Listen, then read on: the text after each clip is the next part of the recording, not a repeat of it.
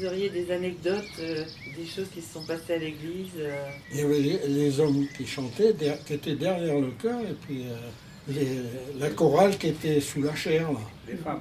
Hein, ouais. C'est-à-dire avec les femmes, ils se donnaient la réplique. Non, mais c'est-à-dire... Ils chantaient à plusieurs voix, les Ouais. femmes. Ouais. Bah, c'était plutôt à l'occasion de Noël ou Une grande de fête. Pâques. Enfin, ouais. à la messe, ils chantaient aussi. Hein. Je me rappelle de l'orgue, quand on fallait souffler avec la béourière. La Ouais. béourière parce qu'avec l'orgue, il fallait pédaler. Oui. Et lui, il ne pouvait pas pédaler. Et ben, on enfilait un bâton dans le bout du pédalier, puis on pompait. et les discours. Les sermons qu'ils appelaient ça, voilà. Ah ben, des fois, il y en avait qui étaient... hein. Quand il s'était passé quelque chose dans la commune, ils relataient ça plus ou moins. D'ailleurs, ce que je t'ai raconté avec le lit, quand avant que je partais à l'armée, quoi, à 16-17 ans, on commençait à sortir un peu. Il y avait le vicaire de Monterfil qui envoyait 2 gars de Monterfil voir au bal les filles de Monterfil qui y étaient. Ah oui, L'abbé Cordonnier s'était fait remonter les oui, oui. bretelles par...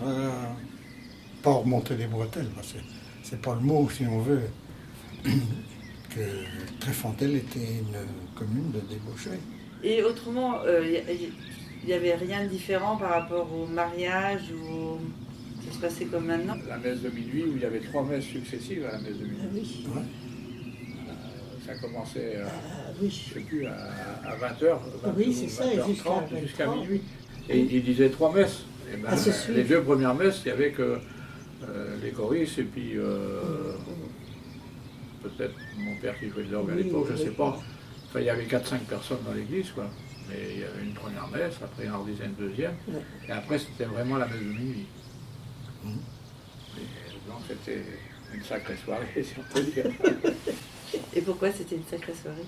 Bah, c'était long. C'était long, Non, quoi. on peut te rendre compte. Les enfants. Quand tu es choriste, que tu as 10 ans, que tu es à la messe pendant une première messe, ça durait presque 1 heure. Ah, mais ça durait Après, 3 heures, ouais. On sonnait la cloche pour l'élévation et tout ça. Là. Puis, bon, puis après, quand c'était fini, il en recommençait une deuxième messe. Et après, la troisième, c'était la messe de minuit. Ah, c'était l'éveillé. Hein. Quand il y avait des mariages, Oui. des choristes, Ou des baptêmes. à la sortie du mariage, les choristes, on était de chaque côté de la porte. Et à l'époque, on n'était que 2 choristes pour un mariage. Je me rappelle du mariage de Jacqueline Simoneau. Et ça a été la zizanie après, parce que le mariage de Jacqueline Simoneau, j'étais choriste, moi. Et donc, comme c'était un mariage d'une fille d'un notaire, donc il y avait du haut de gamme, si on peut dire, dans les gens qui étaient là. Et donc, nous, on tenait notre panier, nous, et nous, d'habitude, on avait des petites pièces, mais là, il y avait des billets. C'était intéressant. Et donc, on partageait ça entre les 2 choristes. Alors là, ça a été le potin, quoi, parce que comme les choristes, on était 10 à peu près. Les autres n'avaient rien eu. Et puis, il dit, bah oui, c'est pas normal, c'est toujours les gars du bourg qui sont, Oui, c'est vrai. sont desservis et tout. Alors du coup, je crois que j'ai démissionné d'être choriste à l'époque. Et puis après ils ont décidé de partager toujours c'était logique aussi de partager la monnaie entre les choristes. Quoi. Et je vous ai entendu dire aussi dans une autre rencontre que les femmes en retour de couche aussi ne devaient pas rentrer très loin dans l'église. Oui, c'est vrai. Devaient rester. Si. À l'avant, oui, c'est ça. Et le curé venait les dire, leur permettre de vivre, pénétrer leur permettre de vivre. Dans la nef. Il y a une autre anecdote qu'on peut raconter, qui m'avait été racontée, c'est vieux, hein. Ça m'a été raconté que, soi-disant, les cloches à Pâques, ils partaient Ah à bah Rome. oui. Ah bah oui. Deux personnes ou 3, ils ont dit, s'il n'y a pas de cloche, comment ça se fait? Ils avaient tiré sur la corde. Bah, ils ont sonné quand ils n'auraient pas dû sonner. Et l'anecdote qu'il y a, c'est que quand ils ont voulu les faire sonner, comme ils s'étaient fait attraper, alors ils étaient remontés dans le clocher et ils avaient enveloppé les marteaux dans des sacs de jute.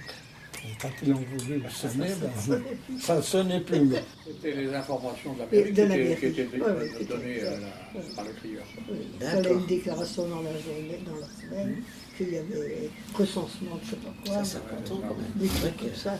Quoi. Ouais, le couleur de goutte, il venait. Oui, c'est Voilà. ça. Oui, oui. les informations Et officielles le et crieur, moins le- officielles, quoi, quand même. Il montait sur la pierre. Et Oui. oui, sur la voilà. pierre qu'il y avait au bout du mur. Hein, oui. C'était même pas sur la Et place, j'ai c'était à la limite de la route. D'accord. Sur la, C'était la pierre, la c'était voie publique. un dé en granit qui faisait la Et- hauteur là. et je à peu me près, rappelle, il y a un et truc- qui a été enlevé quand on a fait la rénovation du bourg. La comtesse Pour bizarre. du Pont-Bizarre, justement. Il est sur Plélan, le Oui, oui, oui, mais elle venait à la messe ici. Et puis alors, elle avait Aristide Massé, elle avait dû, je ne sais pas ce qu'ils avaient raconté, mais enfin, il racontait plein de choses. Et puis alors, Aristide Massé, elle lui disait Massé. Et Ouais. alors, elle dit, vous pourriez dire monsieur, peut-être. Il y avait eu une Et donc, Ils se sont engueulés entre Aristide Massé qui criait, la quelqu'un criait, et puis la comtesse de Pont-Bizarre, là, justement. Un peu après 40, c'était surtout sur la fin de la guerre, 43-44. Hein. Si on n'avait pas de chambre à air, il fallait bien qu'on trouve quelque chose. On avait des vieux vélos. Alors on faisait les bars après la messe pour demander les bouchons et on bourrait le pneu de bouchon à la place de pneu. Ah bon. À place de chambre. Ah, hein, oui, à la place de chambre. Oui, s'il y a une chose donc, que tu as abordée, c'est les notaires, justement ce qui était signé après la messe. Donc c'était ceux de l'extérieur qui venaient beaucoup faire leurs transactions après la messe. Quoi, Ah bah oui, et puis Il ça vient- se passait il au vient- bistrot, il des vient fois les souvent, transactions aussi. Une vache à vendre, l'autre un veau. et d'ailleurs, en parlant de ça, les femmes et les hommes buvaient un coup en même temps. Ah non. Ah non. Ah, les femmes Il y avait- n'allaient il y pas au avait- bistrot. Et donc dans les années 30-60, les femmes n'allaient pas du tout au bar. Ah non. Ah non, non, non.